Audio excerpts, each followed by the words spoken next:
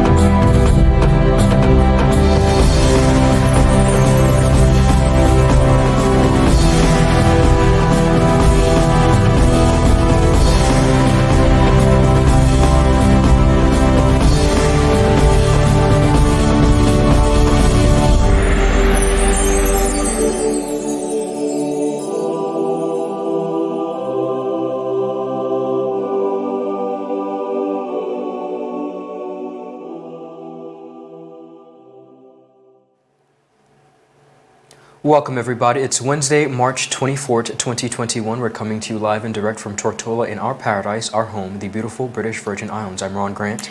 And my name is Javon Wilson. Halfway through the week, but still so much local, regional, as well as international content to get into. Now, we just want to touch on a few things that are topping our headlines today. We see Virgin Islanders now eligible to apply for a master's level scholarship in risk management. So we'll be getting into the details of that. Additionally, just 1 week after the homicide in Fish Bay, police are now actively seeking witnesses to solve the murder.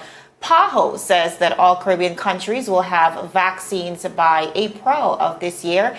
And on the international scene, Trump is definitely trying to make a comeback to social media with his very own social media platform. So all that to get into on today's newscast. Beginning with, we do see the Royal Virgin Islands Police Force, a major crime team, the MCT, continuing to seek witnesses in their pursuit of those responsible for the Deverson Williams death exactly 1 week after he was brutally gunned down. Now, Williams, 38 years old, a native of St. Vincent who resided in Long Trench, was pronounced dead at the scene after sustaining several gunshot wounds while in his vehicle in the Fish Bay area. Now, the victim's vehicle, nearby vehicles, as well as the International Motors building, all sustained damages. Now, Commissioner of Police, Mr. Michael Matthews, says that his detectives have interviewed several witnesses to this daylight shooting, but more witnesses are still needed. He said, and I quote, "We are still seeking witnesses because the identity of the perpetrator or perpetrators are still unknown. Each witness account helps us to put together the overall picture. In this case, no one single witness account will be enough. The incident took place in the streets in a populated area where many saw this dreadful event unfold. Drivers and shoppers in the vicinity are now being invited to just give their account. We simply want as many accounts as possible. We have not and will never publicly identify persons who may have assisted the police force with confidential information. I must stress that all information received is in confidence," the commissioner further noted.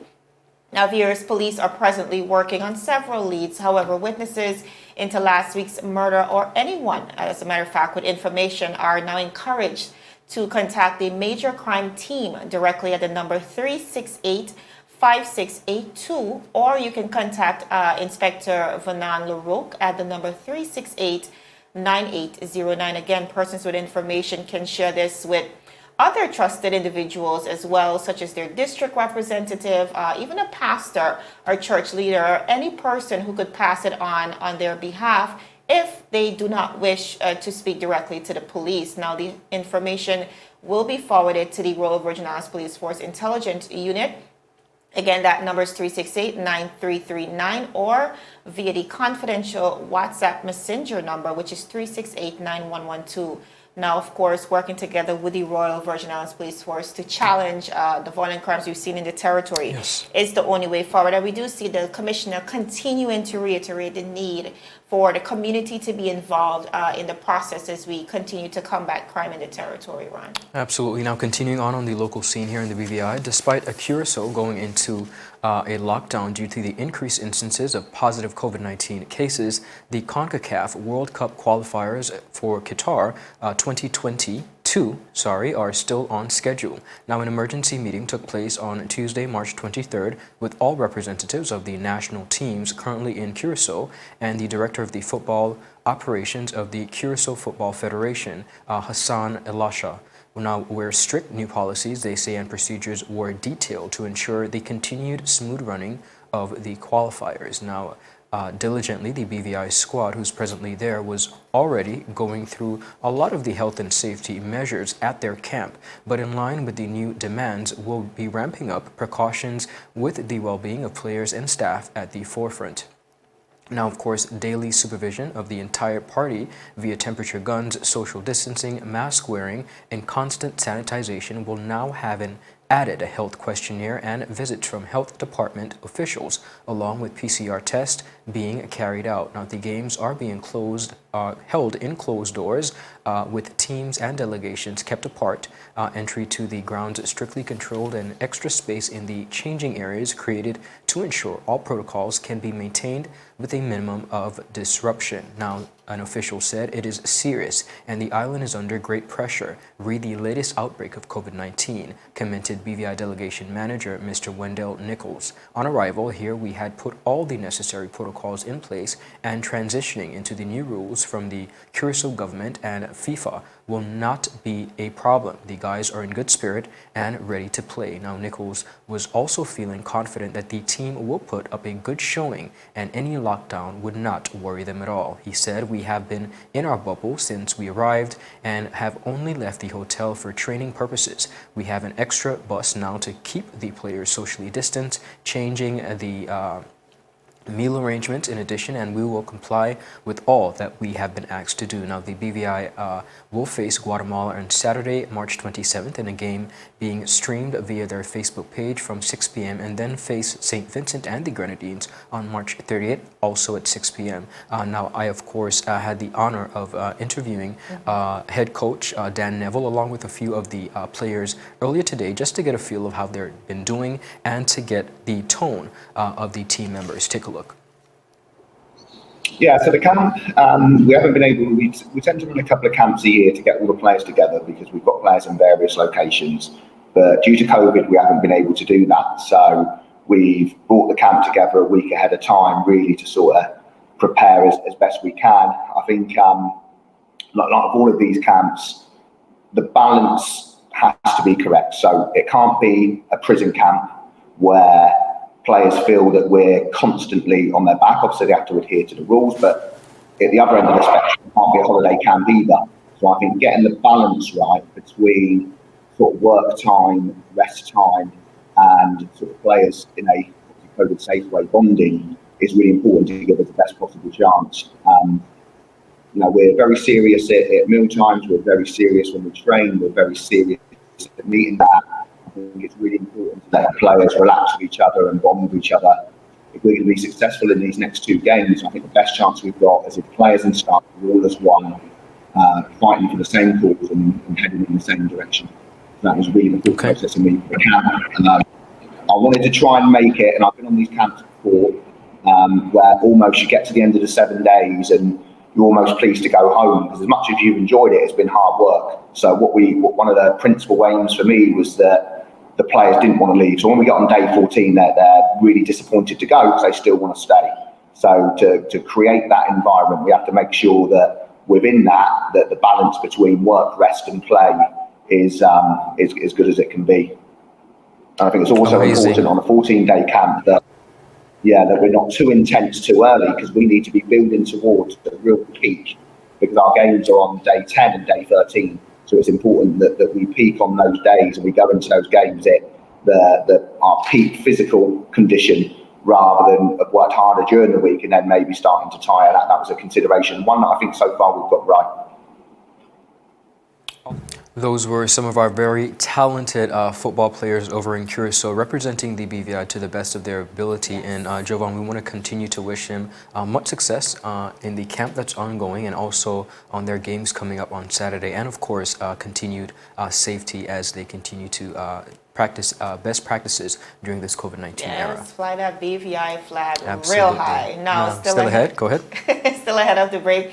We have a few local persons that are not necessarily coming forward to take the vaccine. And we also know that compared to a 35,000 population, just a small portion have been vaccinated so far. So today we discuss some of the concerns and why you might want to consider the AstraZeneca vaccine. So we are live again with former registered nurse, Gretchen Hatchpen, as well as Dr. June Samuels, right after this commercial break. So stick with us. The win. What are the health? I'm freaking out. Gender is about these people. It's always a pleasure coming to you live and direct from the What's poppin'? What's really good? Davis has won it for the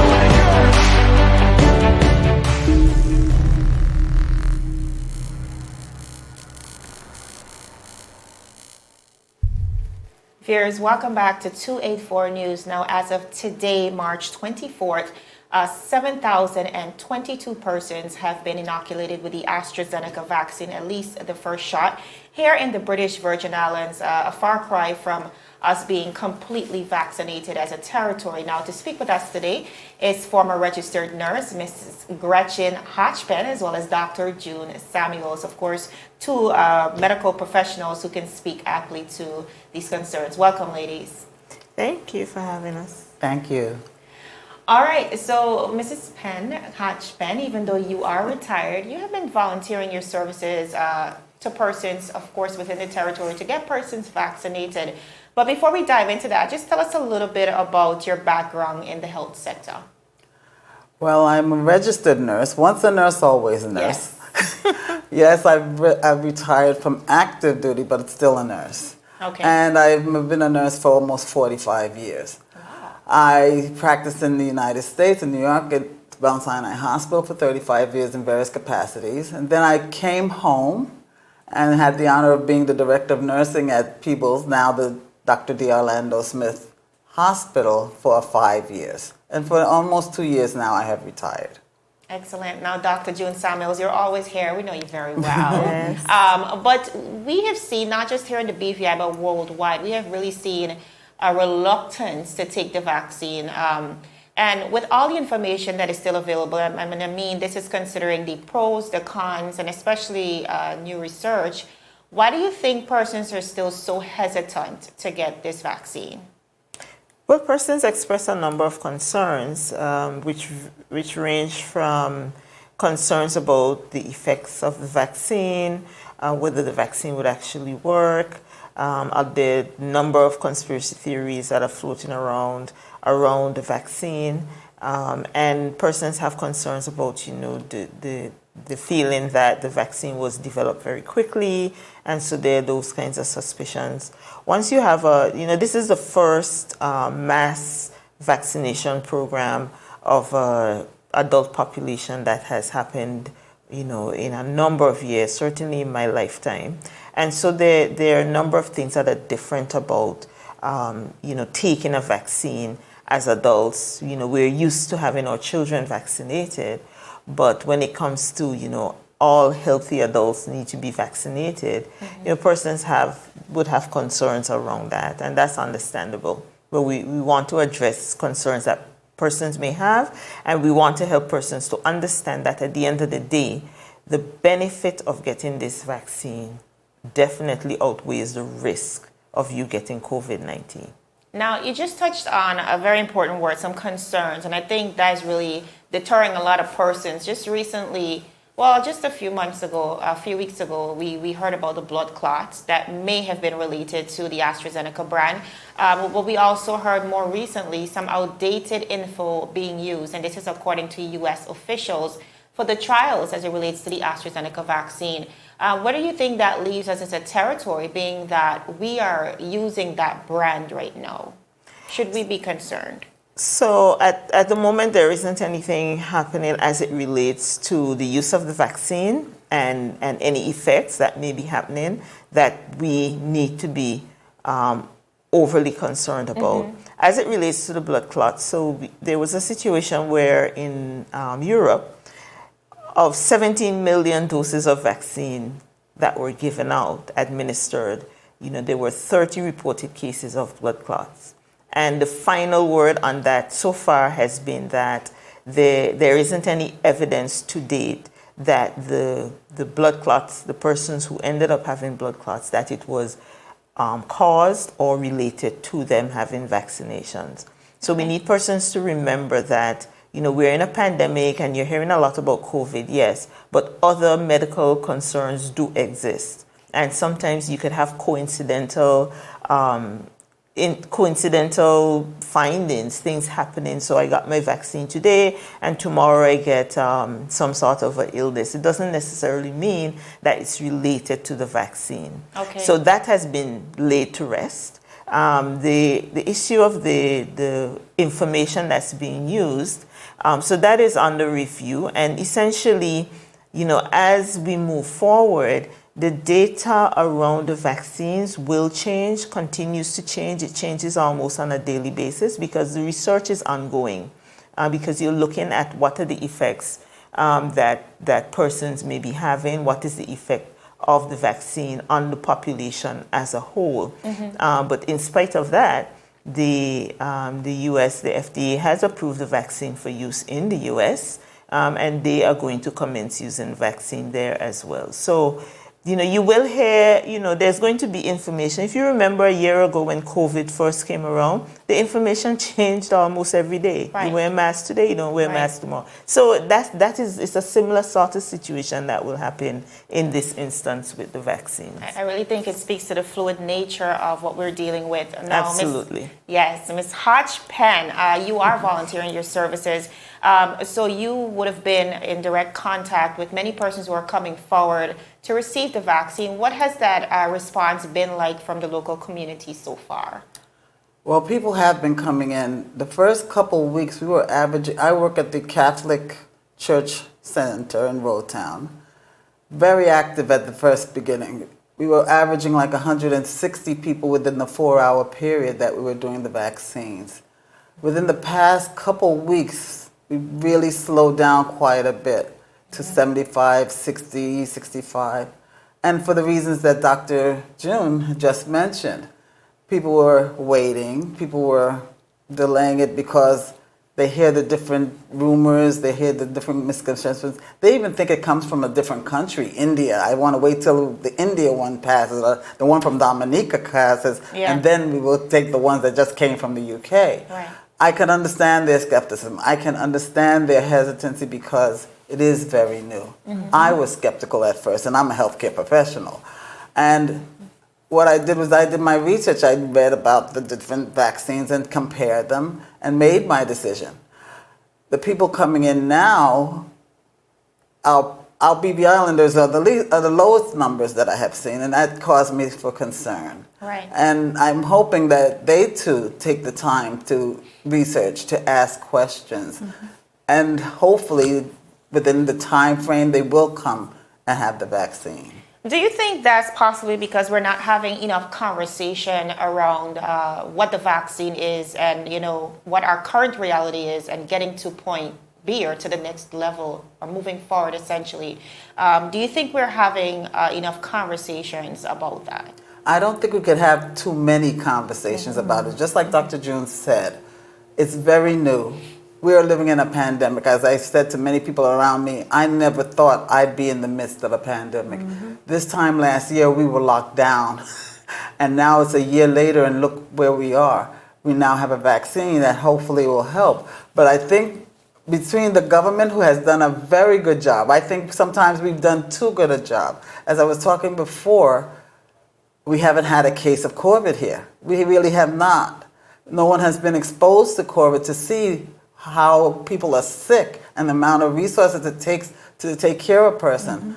I personally lost 4 people that I've known, 3 nurses and a nursing assistant in the United States from COVID. And I kind of welcome the fact that we had a vaccine that was on the way. I think that the fact that we as a people here in the BVI did such a good job as well, because you could have the officials make the standards and the guidelines, but if we are not following them, it makes a big difference. So the fact that the territory as a whole followed the guidelines and we have had, I would say, like minimal exposure makes a big difference. So if you're not seeing it, how can I believe it really could be true maybe? Right. And I could definitely understand and empathize with that. Right. But the whole world is affected. It's not just here in the BVI, it's not just in the United States, it's all over the world. You're right. And I wanted to get to the point where we're a healthy BVI. Right. A healthy in terms of our economy, a healthy in terms of our physical health. Because COVID is going to still be with us. Right, right. We see the government has really been pushing the idea that the quicker we are to return or to get vaccinated, the faster we can return to some level of normalcy, not only socially, but economically as well. And I know persons really need to take a look at what's happening with the economy in specific, but collectively, because we have touched on some of the concerns, some of the fears. Collectively, what do you think we can do as a community to alleviate some of those fears? Because there is a high level of fear as it relates to these vaccines. So how can we get more persons to be comfortable with the idea of herd immunity? Well, I think the way to address fears is to face the fears. I'm a member of a speakers bureau out of the Ministry of Health, so there are a number of us who are available to come and speak, because that is, I find that having had the conversations in different spaces, workplaces, different organizations, you have an opportunity for persons to ask questions and get direct answers to their questions. So for those persons out there who may be fearful, create a talk group, invite somebody to come and have a conversation about what the fear really is. We can't continue to be fearful but not address specifically what the fear and the concern is. There are valid concerns out there, but there are answers to your concerns. And the only way to get to that is to get the information. All right. Now, Dr. Samuel, you specialize in the area of mental health, and I know that this pandemic has definitely put a mental strain on, I think, every one of us. But we've seen, especially with persons who would have had to suffer financially, whether it's losing a job, reduced salaries, children being out of schools, whatever it is, we've all been affected in some way. How do you suppose we move forward as it relates to not just addressing our mental health, but getting to a place where the pandemic doesn't necessarily have to affect us in the way that it has already?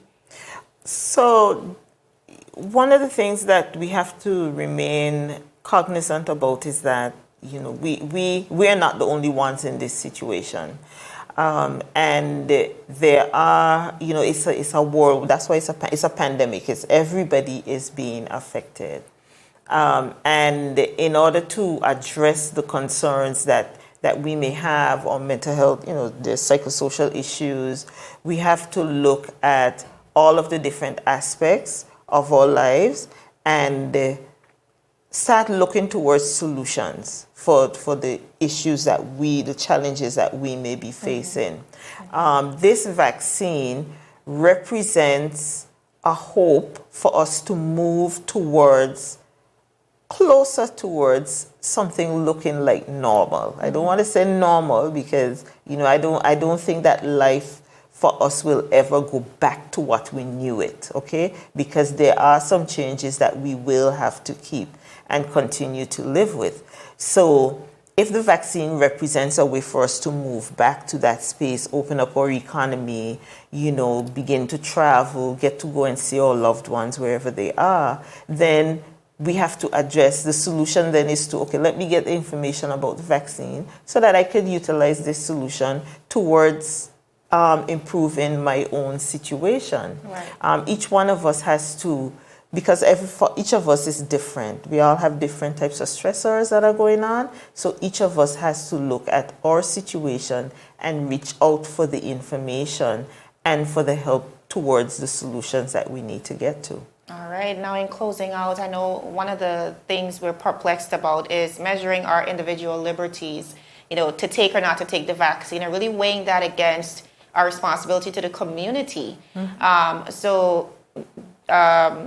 Nurse Hodge Penn, just speak to us about how do we begin to create a balance, especially for persons who are really considering taking this vaccine going forward.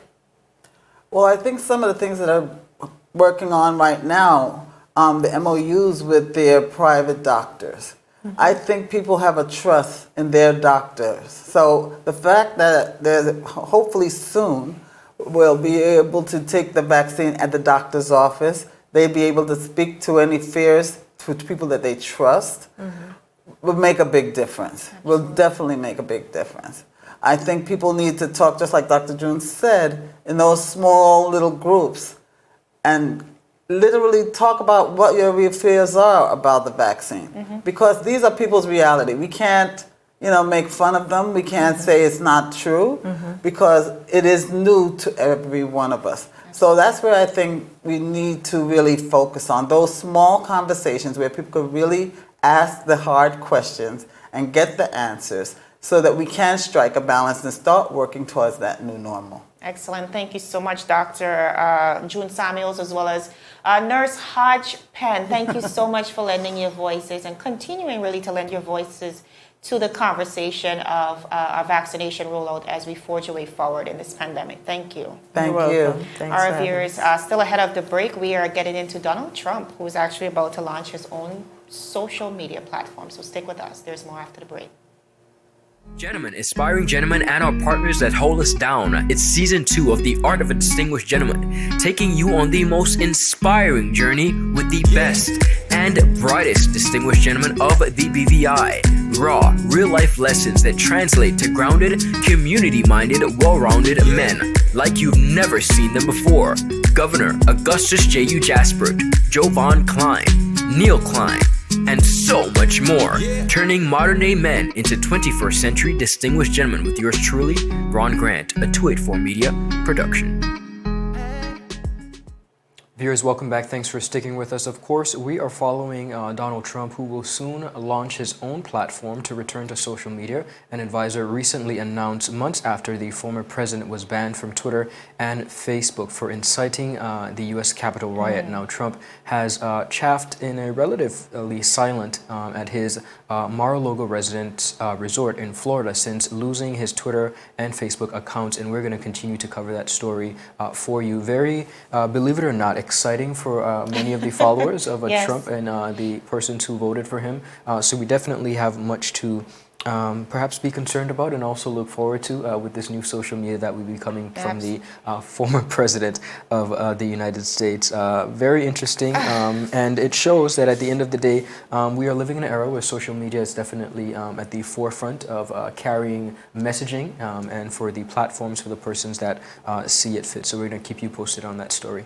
Absolutely. And of course, there are religious Trump followers. Indeed. So we do envision that at some point we might be losing some Facebookers, some Instagrammers, some Twitters to this new Trump regime. But viewers, that is all the time we have. We have, of course, additional details, articles, local, regional, as well as international content via our website. That is 284media.com.